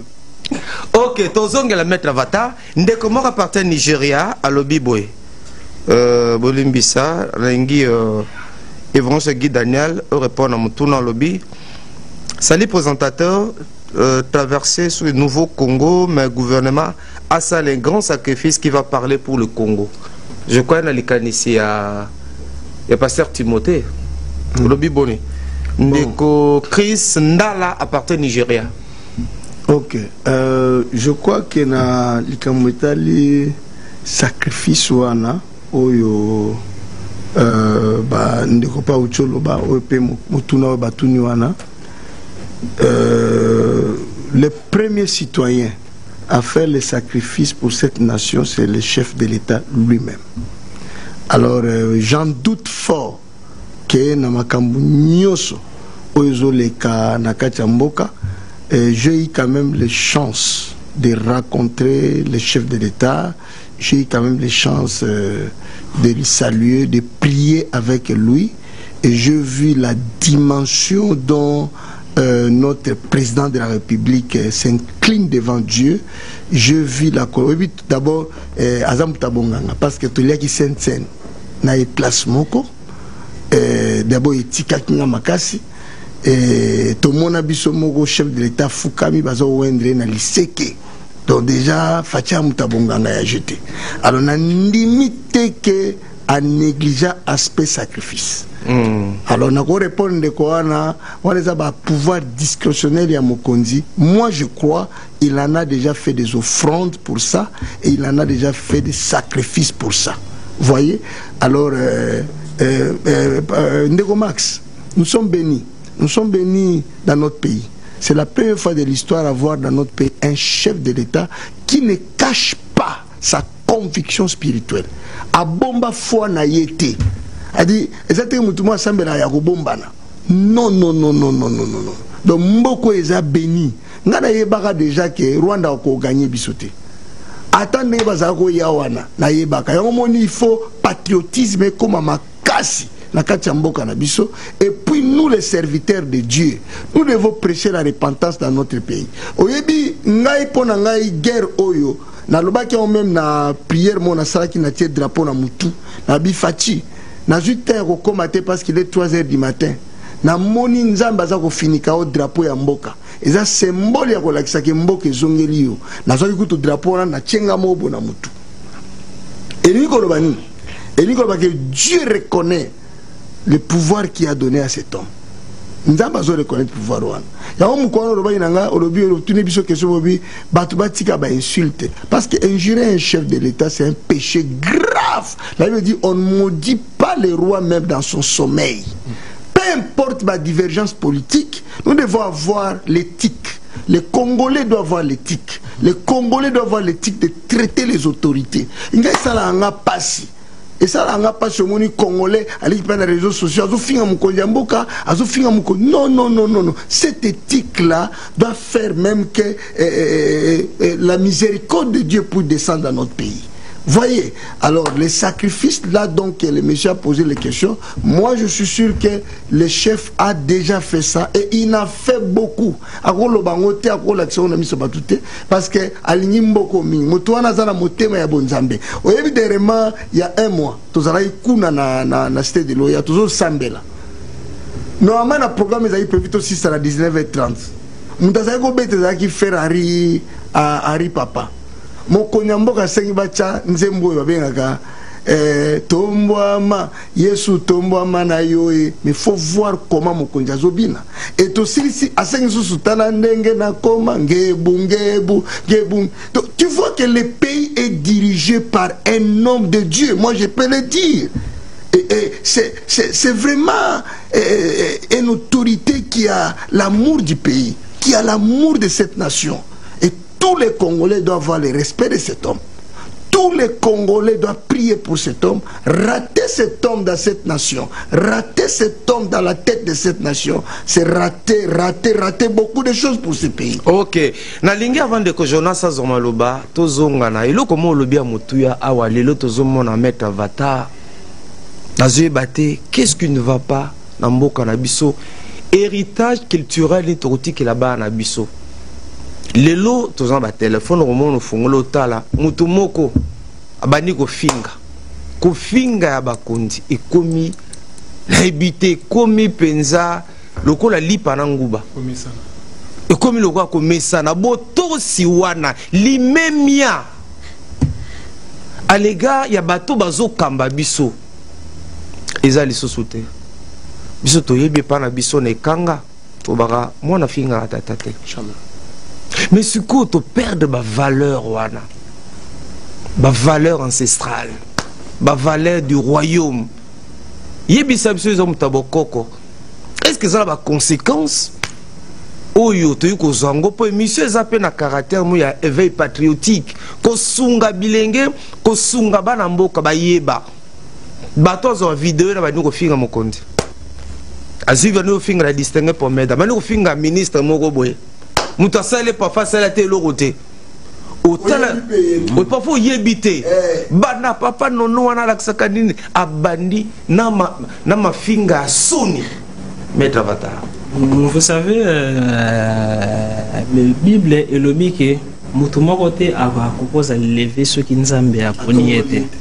La première des choses yoko critiquer mutu mais ko aller minimiser te ko aller finga été parce que mutu nyonso azali levé mais même ata yebi spiritualité te il y a na ba ange à mission izala lor na ba ange à mission yo ba tala comment azaki responsable to irresponsable yokazu moto azaki mo conducteur PDG azaki irresponsable ba ange na ya mission ba ko sala ki azala puni na maladie ombo one yekogi moi si na na bazala pini na ba situation compliquée. Alors ceux qui likolo na ye yezali na nzambo déjà esengeli a juger yesengeli ye bakeno azali aussi à leur protéger. Yazana immunité spirituelle. Moto azali comme chef na yo ezala na église ezala na politique. Nidité na ye tout pe buzoba na ye yesengeli otonga ngo trop te ti alors na moment où benga ye aventurer zoba parce que na moment yo aller déclarer parole contre ye na fait ça exemple à l'isolo moko a prophète alors Mohamed ninye lekaki azalo tamola na disciple na ye moto moko a télémissier abandi ofinga ye pendant que babandi ofinga ye afandi nie azayo tala motoana disciple habite na défendre chef na ngai ye pa bando finga prophète atiki bango akei disciple mais chef na banda ko défendre pour na nini o ale sundura bino na moment abandaki ofinga ngai chance a mutu wana nyonso ba bénédiction na ye bandaki oya na compte na biso et ye moko abandaki ozala leur puni. Alors il y a chaque fois population et fingaka mokonzambo sans même à leur raison bango moko ba ça la situation na bango ezala de plus en plus chaotique. David azalaki na pouvoir ya koboma Saul mais aboma était mais tant ayoki di solo ke mutu moko alingi a faciliter les naza sire ya sa vengeance qui alobi ke non mutu te akoko boma yebite ceux qui li solo on abeti bien non yezaya na David roi moko balingi o bomaye na komona Saul na komona e apekisi aboyi pourquoi parce que yokoko simba moto nzamba élevé te donc chaque alors autorité azali déjà couvert na immunité. Alors par rapport à les âges moi et monaka et enregistré Nzete et monaka et enregistré mabele et monaka et enregistré nyose et enregistré ndenga alors mosali ya nzamba lobaki moto amoni moi liboso na yo yazali alors capacité ya koloba mabe na biloko ana yoka yo babe ngo préséance yazana préséance le kona yo yata alors azala alors est pauvre yazali riche mais au manqué yo fingi yo kazo asaleli préséance wana alobi ke loba ke ngai na mona moi liboso na ete kaka ndenge yazana faute makam na ye ko baluka yangwana yo moni ba jeune ebele bazalo kufa na baja c'est pourquoi respect zate yo fani na bis mukolo atelemi alembi otiki ebongo mukolo wana peut-être yimi alors na mutema nyonso wana e kozaka toujours ba leur dégâts. Alors njelo ko moko na lingaki o bakisa yormi nyonso oyo yezana aussi à moko juste kaka qu'il tire à l'heure générale comme nango iboka qu'il tire nino poussière wana yezaka na Gabon aussi wana États-Unis loba pays moko te bazana droit ya kobimisa mukuna kaka bango na France moko ba bimisa aussi ana basela kango nini ezali poussière nzete déjà lors de la film ya Wakanda ya Black Panther au mona kaer mokonzi yazo alors mokonzi seka bazu ba lesier eloko ana akutani na ba pensée aussi wana yiboga bagada ngo vraiment leur seka yo kazu bazu yango ba lesier pasteur Guy mosala nzambe dès que le batangi combo ya peut-être Guy à leur chambre ya kufa dès que leur batangi kaka combo nae poussière wana matisio kwiti koti na contact direct nae yo comme zo alors ba conseil na ba alors kala na période beaucoup na biso babana ko sala ndenge ni mokonzi dès que leur yo komi alors mokonzi bakoki balalisio wana balisio ba jaba poussière parce que ba conseil misusu yo kozwango na ba vivante yo kozwango na ba mort yo kozwango paye pa ya nzambe.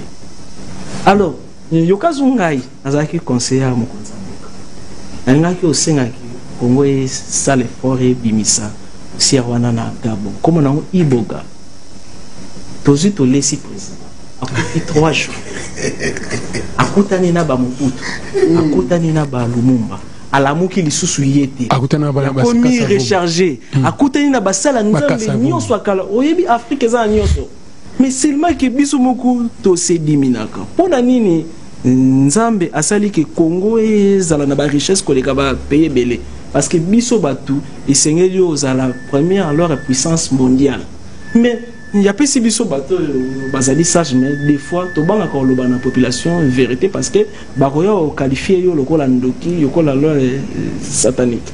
C'est un peu ça. Voilà, ndeko abengi na Ghana la ligne réagit non avant que n'est pas naïe mais avant que pas naïo ndeko abengi na Ghana le biboy et puis président Félix Tshilombo a une mission stratégique pour la restauration et à RDC. Congo était dédié à Satan depuis Mobutu à Joseph Kabila. Alors tout le monde s'était pour l'élection 2028. Congo doit être restauré à travers le président Félix. Voilà, je suis à Ghana. Voilà, toute autorité vient de Dieu, donc honorer la parole de Dieu, honorer la parole de Dieu à placer à l'autorité. Voilà, d'après ce qu'il a écrit. Là, si on comprend dans Tozongela, Ndekwaza na Ghana azolanda biso. Alors, to tigalika kana o tozolbel awandiko Jonas Mbwe tozali jeune, nous serviteur de Dieu. Tolili no repesa na ba jeune bazolanda yo. Nkolo ba jeune bazolanda yo. Merci beaucoup.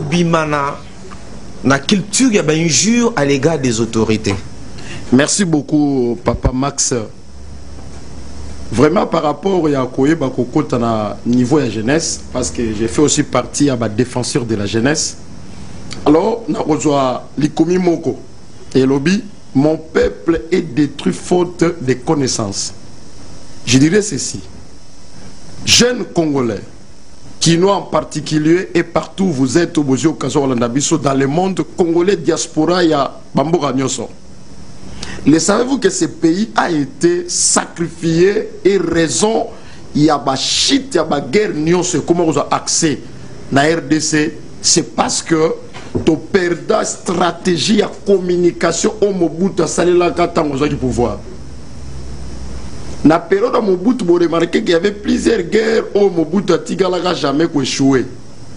A échoué parce qu'il est fort militairement. Mais a échoué parce qu'il est capable de la population que la moitié est convaincue dans le Lobaya Mobali. Et ça la que population congolaise mobimba et l'ingaka Mobutu à tel point que l'ingayé se sacrifier pour pouvoir défendre la patrie. Maintenant, aujourd'hui, depuis que tu perds, tant que nous allons continuer Mobutu à faire mauvais gestion, il y a un salaire qui n'a pas, et ça dit que la population perd confiance. Maintenant, comme vous utilisez le terme à sacrifice, il y a que Mboko Bakabolanga, Bategamontogabolambongo. Tant que tu perds confiance au Wana chef, tout le monde a comme un poste à Kabila Kota Ayana Yalega. On remarque autant que Kabila le perd à ce pouvoir. Tant à ce pouvoir, communication na bolingo, oyazaki nango parce qu'il y a un stade à communiquer. Abadi communiquer, il avait l'esprit à communiquer dans le peuple directement, sa façon de gérer et sa façon de comprendre les choses par rapport à la nation. Même dans la période où ton dimara CPP, ton dimara service national, tu vois aux États-Unis parce qu'il a communiqué avec nous, on a compris. Et tant que tu comprends, on comprend que la guerre est depuis place où tu es à l'Est, et le Guinée au Congo central, et Tamboli, et c'est là na Tchango. Na Tchango place de guerre soukela mais guerre peut ça passe na RDC mais souvent na Tchango pourquoi la population s'est mobilisée, la raison pour laquelle marché à liberté et Salema peut monument à Kabila Betama, c'est par rapport à la communication. Là je dirais ceci, ministre il y a autre travailler dans le secteur de la jeunesse ngana habité na ebi comboné même pas na ebi pété. Pourquoi? Parce que à communiquer difficilement la jeunesse à transmettre quel message. Donc moi je vois que le chef a un problème. Le problème où le chef a notre papa Fachi a un problème parce qu'il a des généraux qui ne transmettent pas son esprit dans la population pour défendre. Pour bundana ensemble. Au côté ministre de la jeunesse ministre de la communication. A placé Batounini dans le travail à communication où travailler jeunesse. Parce que le temps où on a jeune moi télémi à l'objet que c'est parce qu'il n'a pas la communication qui lui a lavé la tête à comprendre que c'est ma patrie. Il faut défendre. Et puis, erreur les années. Bato ba télémi basa la communication sur la nation. Baké Bekwater, Baké Bakuna, Baké Bakuna. Mais qu'est-ce qu'il communique? Il communique la haine sur la nation. L'image au PC Yamarambetali, format Yamarambetali, manque de respect dans l'autorité. Qui nous ont montré cela? La jeunesse est détruite aujourd'hui parce que la mauvaise manière de communication appartient à du pouvoir. Les politiciens qui gèrent, les politiciens opposants, ils ont la nature de la TV, ne pas parler de bonnes choses qui peuvent communiquer la sagesse de la jeunesse pour avoir l'idée de gérer la nation. Oui, aux opposants, oui, nous sommes membres à pouvoir, mais ceux qui font s'opposer, je dois dire des bonnes paroles qui peuvent donner l'enseignement à la jeunesse. Très bien. Mais aujourd'hui, les partis politiques, bah, on a un département de la jeunesse. Combien de partis politiques ont été jeunes, bah, s'enrôler dans l'armée?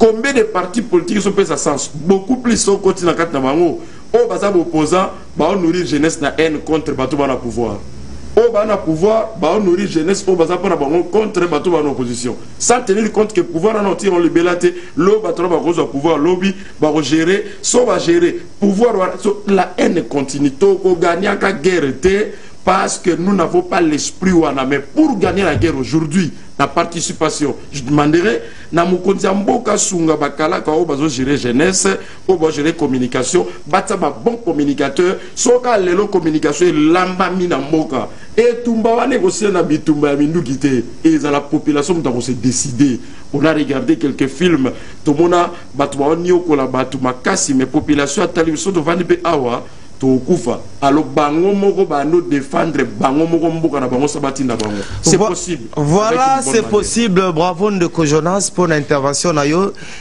c'est Johanna Mobila à Bessia je crois Pedro Israël à Bengso depuis République du Congo Brazzaville alobi laissez mettre Avatar un peu de temps pour bien expliquer la spiritualité qui nous explique le formule des eaux et de la terre. Je crois que c'est commis. Papa journaliste, je suis patriote congolais. Merci. Lisez mon message. On a tangé de copier, on a tangé message. Maître Avatar aux Omaloba à comprendre question. Tozongi panayo pour l'andine de quoi na Ghana. On a rappelé yo intervention il y a souci de quoi biso à partir à Ghana. Voilà. À lobby que voilà. Puis le président Félix Tshilombo a une mission stratégique pour la restauration et la RDC. Voilà. Intervention de Ghana, on réagit et puis par rapport à l'activité, nous déjà dans le monde Kinshasa, dans le monde comment ils ont bougé, la province, la commune, pour la sensibilisation. Actizo Lukanini na nyon sotoana, bon on se met là-bas notamment ma dessous, foot à Minerval, mais on dit mieux qu'organiser une grande activité dans Massina.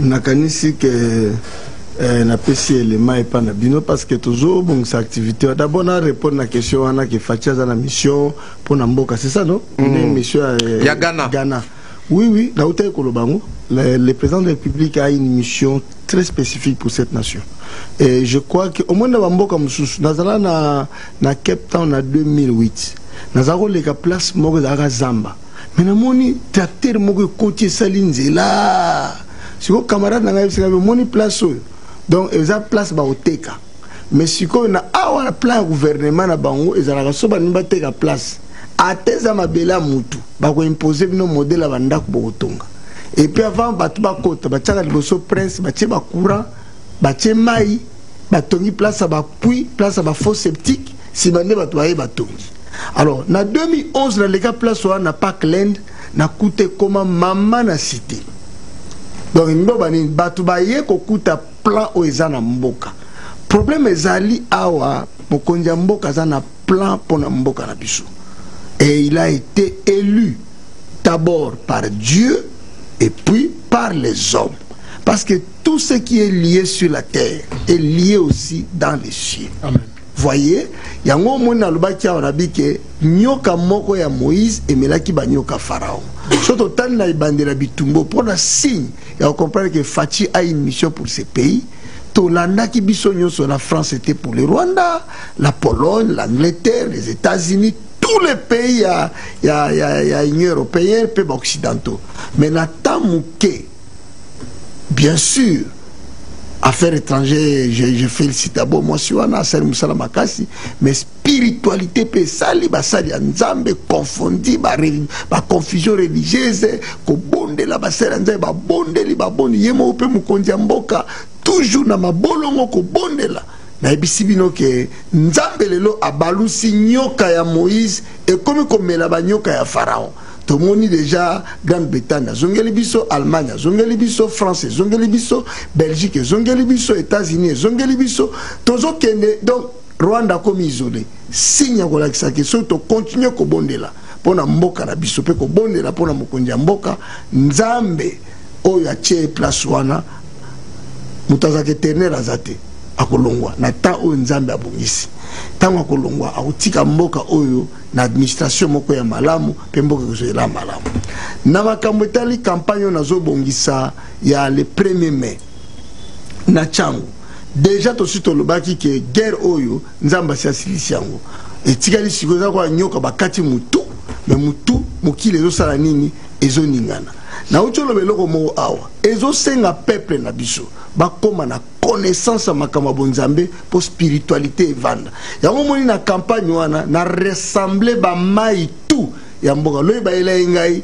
mai ya kwilo lobi bayela ngai mai ya kwilo naza deja na mai ya Lualaba naza na balaki naza na bamai ya bamai utosala biso esanje uti bakongo oyo mai ya nini ya rivière uti bakongo utosala biso esanje na njili awo bamai tu wana naza na yango tokobondela mokolo na spiritualité ya makasi tosambela bamai tosala mabele à tous les 26 provinces fini la guerre en RDC et mboko ezozwa ela mususu yango naza kosenga na bana nzambe nyonso ba croyant avatar na ebika ozala déjà wana parce que andiminga déjà makasi amoni kena na spiritualité likolo donc le 1er mai tozala na nini foya oyemba le 1er mai le 1er mai tozala na stade municipal ya Masina na Chango toko sambela nzambe meni eza biloko misato ya liboso ozala bonne nouvelle ozala prêcher et ya mibale ozala prière pona ba malade et ya misato ozala prière pona mboka toza kosenga bakonzi ya mboka mukoleza nango férié baya otulinga question bi mbongo na yo oliolia okende ko sala makambo ya campagne na yesa da funa au visiteur orphelinat na no frère nangai avant campagne frapper sur orphelinat na peso frère nanga na orphelinat donc le 1er mai muke otozwa kanzambe azosunga biso na muke ya mbona sengi mutazana $1 osungi biso parce que budget campagne na mona dirkab nangai senga to comme déjà budget zo ki na $37,000 parce que podium ya pamba tozongo na $12,000 podium ya pamba na instrument na groupe électrogène $12,000 je crois évangéliste Jonas Saza na département ya presse donc campagne ba kiti ko louer moins 5,000 chaises et jubiso mbongo ebele kaka pona Congo pona mboka oyo campagne oyo sala mapona mboka ozozela lino retour nzamba a récompensé biso. La Bible dit celui qui soutient les nations, celui qui soutient une nation, quand la nation est élevée, et la justice de Dieu est élevée, et Dieu récompense ceux qui ont travaillé pour la nation. Au moment où que le 1er mai, en tout cas, Bana Nzambe, croyant, Baya, Monique, en tout cas, les Cambo ont soutenir l'évangéliste Guy Daniel. Au Ebingaï, dans le bac, nous avons tourné à Villa Kinshasa, le quoi, mon cambi église a rêvé à Villa Kinshasa, dans le bac, na basali Nzambe Nyos. Dernier lundi, vous savez qu'il y a une réunion, dernier lundi à mois d'avril, dimanche, Ozoya, Batubati côté dans nos thèmes, Jésus le bannière de la vie. Oh, Jésus a traversé les eaux. Oh, l'ultimatum de Dieu. Oh, la divinité. Batunion se battait à patrie. Pasteur Nyon son église n'a été à Congo. Donc, patriotisme. Elle est sous terre. Non, papa. C'est la nation. C'est la nation. Pasteur. Donc, tout Makambo, Jésus traversa les eaux de la rivière. Oh non, les paix croisés. Papa, tout le pasteur Nyos dimanche, il y a dernier mois, il y a dernier dimanche, il y a mois d'avril, tout est un patriotisme. Voilà. Maître Avatar. Très important. Voilà. Le premier Babengisio habite au bon de la Pona, au sud de Bamaï. Bamaï, tout. Tout. Est-ce que vous en impact? Bamaï, Bamabele, vous en impact? Mais d'abord, Nakati Nzoto Yamoto, il y a plus de 70% Maï. Rebelle wana yazape na mai. Ba rebelle wana nyoso bazana mai. Imaginez que mai ya koti na coupe na Congo. Mais coupe ba rebelle baby parce que mai na lobaki eyo kaka. Mai yebi alors à niveau Russie kala basaki expérience moko kona période ba nazi wana. Bazu ba chercheur ba fandisi bango. Bazu balobeli mai ba maloba moko négative que non esengeli oboma bazu ba melisi ba chercheur wana mai ba chercheur ba le kufi pourquoi mai est enregistré ya wana même ezaka des conseils na momo zeli na kanda comme la leur maïté parce que émotion na yo yeko enregistré yo na mai maman yo zalo lamba na kanda servir à leur mobilité parce que sous pouvoir les na mai ana yeko y enregistré c'est à l'être. Alors ceux qui à l'heure les premiers déjà leur baliki déjà des babando lobela mai contre ba ennemi na guerre. Ceux qui foi na biso ezali makasi, ceux qui attitude na biso patriotisme ezali leur makasi yeko bousculer tendance nyonso ezali établi na monsieur ben sous na mai parce que la Bible dit au commencement la terre était informe et vide et l'esprit de Dieu mouvait au-dessus des eaux. Et avant leur likambo nyonso esalema na mondo yo tomonaka et les 4 dimensions ya ba éléments mai moto mabele mopepe na mai moto mabele mopepe 4 alors éléments wana moto e influence ka nyonso yekoki ozala. Alors ennemi azali welani richesse non richesse ezaka alors na mabele. Alors dès que alors ba prière wana salemi yekoko osala ke kaka ba carrière leur minière donc wana yekomi tombo ya ba rebelle carrière leur minier yekomi tombo ba rebelle kaka mai wana ba kokatisa wana yeboteli bango ba incompréhension yoyo ka ono nene boy bakabwani ba rebelle bakabwani et communauté internationale côté biso makambo spiritualité ba côté la rango doute ceux qui bato bazali au sala ngo ba ebinini o bazali au sala ce que to ça ne to comme que dans ce émission mettre avatar to sala nini juste déjà leur bandi unité wana que non ko fandisa biso ensemble moto na conviction na religieux anti dogme na epeme na bino pour na leur Congo et sengeli aux ensemble ils ont déjà premier pas et deuxième pas ils allaient aussi na volonté à Mokonza Mboka donc prochainement papa Guy ceux qui ba bengsi bino bengsanga peut-être alors ngape prière wana na obakisa yezali pe lokola brique pona ko alisunga Mokonza Mboka obisanga la oso koma mikanda nazali na projet moko na kotisa coûte nazali na ba ingénieur passer na kasi ya projet wana ba benga ngo ANDC projet wana ezali ndenge nini parce que na chaque pays na service na bango enseignement bazaka na département ya métaphysique lokola États-Unis bazana c'est target na Russie bazana ba département siko na département na donc na département wana ba salaka ndenge nini. La première des choses nini chaque alors invention yekoki osalema et salaka nanu kindoki nakala téléphone ezaka nanu kindoki no bandoki babanda ko téléphoner ba les prophètes pe babanda ko téléphoner sikoyo yezaka na physique moko et transformaka yeloko ezali esprit yekoma matériel babenga ngo physique quantique sikoyo na kata leur projet wana tolingaki o salela physique quantique pona ko aller transformer koko bazaka na pouvoir ya kolimwa to aller sengi formule to zuto komisi yango technologie ba koko bazana ba technique ya ba yantibale ba beto ba c'est quantité tout suite comme ça ngo technologie. Alors parmi ba ingénieur ngai na collaborer na bango ngezali na ba misusu a sala bracelet o lati bo ba beti masasi e quantité bazali ngezali non parce que Congo ezali vraiment bato maele mais ebele ana bazolo bimara libanda pourquoi agence oyo yekoko sangisa bango et protéger bango santé.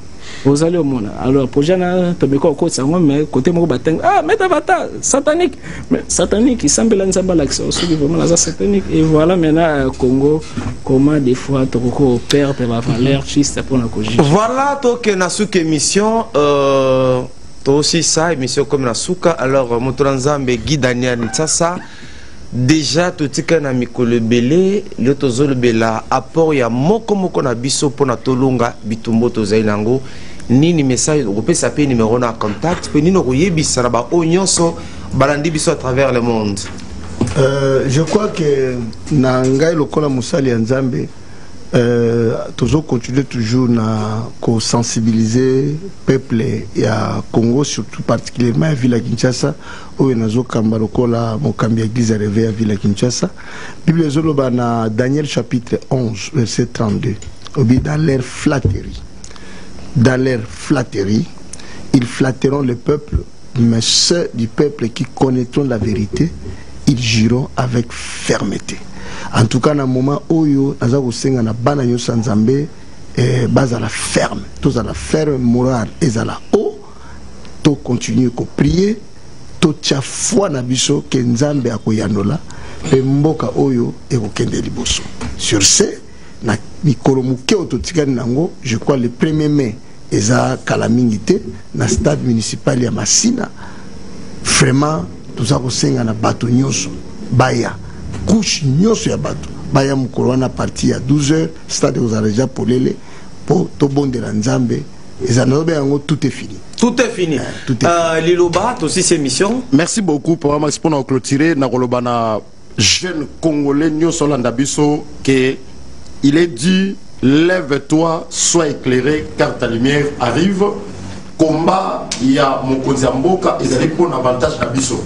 Et c'est l'heure qui donne déjà un message.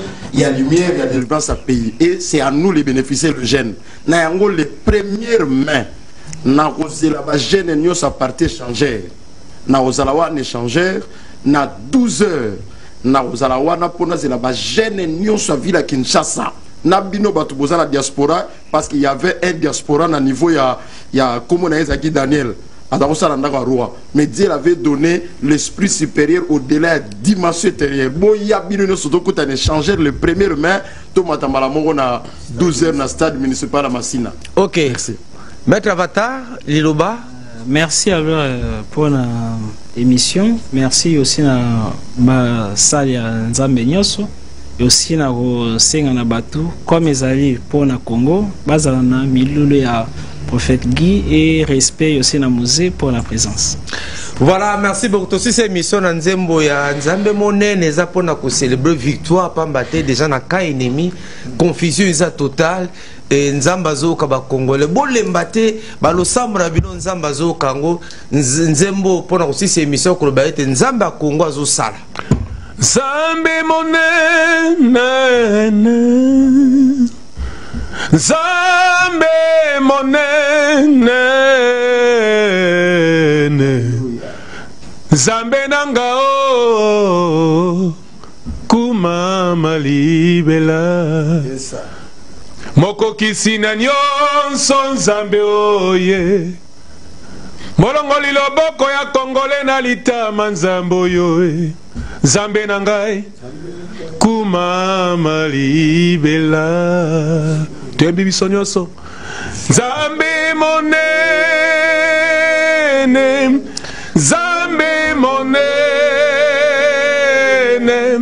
Zambe nanga mosusu azalite Zambe monene Zambe monene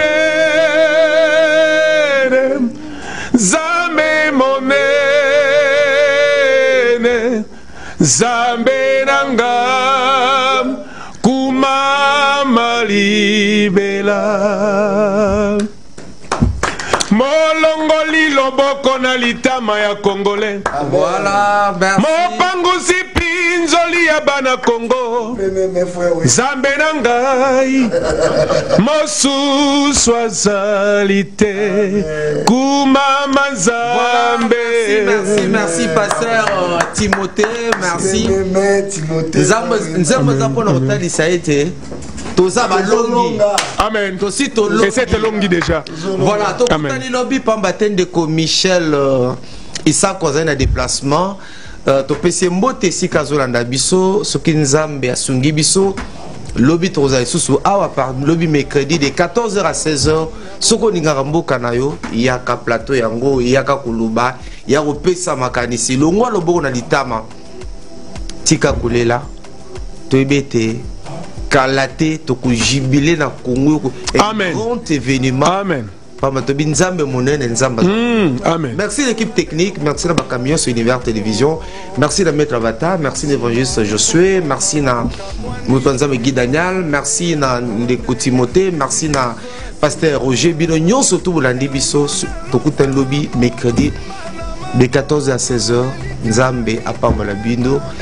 Ces Égyptiens que vous voyez, vous le verrez plus jamais. Ils vous feront la guerre. Ils ne verront jamais. Voilà, merci beaucoup. Amen.